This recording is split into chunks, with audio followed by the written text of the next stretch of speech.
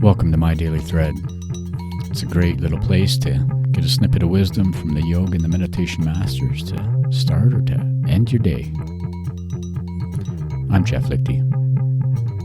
All right, we're back. We are finishing Chapter 2, verse 17 of the Yoga Sutras, and that's where we've been mistaking the true capital S self with something other, and that's something from outside of us, not what's truly inside of us. Again, I'm reminded of the great verse that comes from the Gnostic Gospel of St. Thomas. It says, "If you bring forth what is within you, what you bring forth will save you. If you do not bring forth what is within you, what you do not bring forth will destroy you." So what does that mean in light of this sutra? It means that we need to start thinking about how we can strengthen our inner foundation. How can we bring forth what is within us?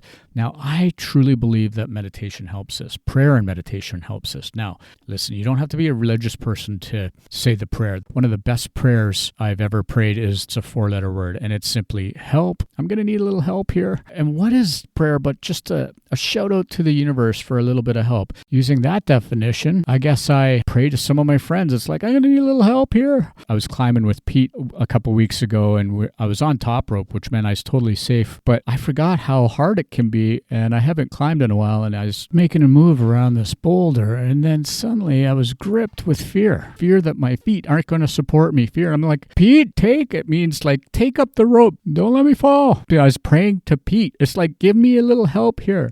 This idea of prayer and meditation, asking for help, these things are the way that we can strengthen our inner foundation, something that's deep inside of us, a different consciousness. Add to that meditation. It's going to help us connect to that which is deepest inside us. That's that capital S self that chapter 2, verse 17 is talking about in the Yoga Sutras. Other things that can help us cultivate our inner foundation. Now, not everyone's a journaler, and I get that. You don't have to be. Totally fine. But man, I have found this to be one of the best things that I can do in the morning. Sometimes a little bit of a brain dump, and then this idea of journaling out what I want, journaling out where my fears are, putting my fears on paper, and then maybe telling someone else about them so that I'm not left cycling in my chitta vrittis, not chirping about my own fear. The help of a friend where you actually admit, think about that. We step forward with a little vulnerability into our lives, into our friendships, and think about how that'll deepen your friendship. But where you're like, I am scared about this, and you admit your fear to someone else, there's something really great about that. And sometimes the journaling piece can be very helpful to help me clarify what I'm really thinking about, and then from there be able to speak what I need to speak, ask for the help I need to ask for, be vulnerable in the way I need to be vulnerable in my primary relationships.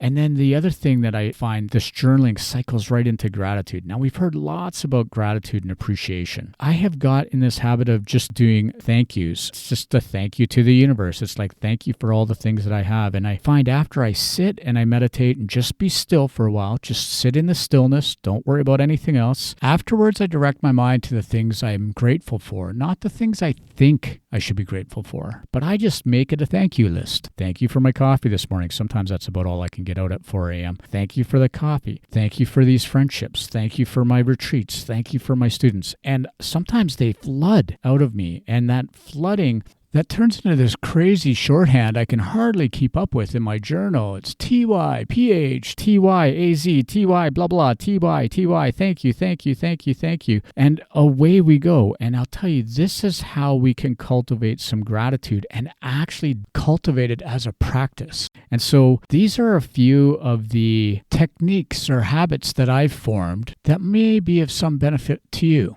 Ultimately, it's our inner awareness and our inner peace that is probably the most valuable asset we can really cultivate. Inner peace, inner strength, inner confidence, just like my friend Martin says. Find that confidence, the faith in yourself.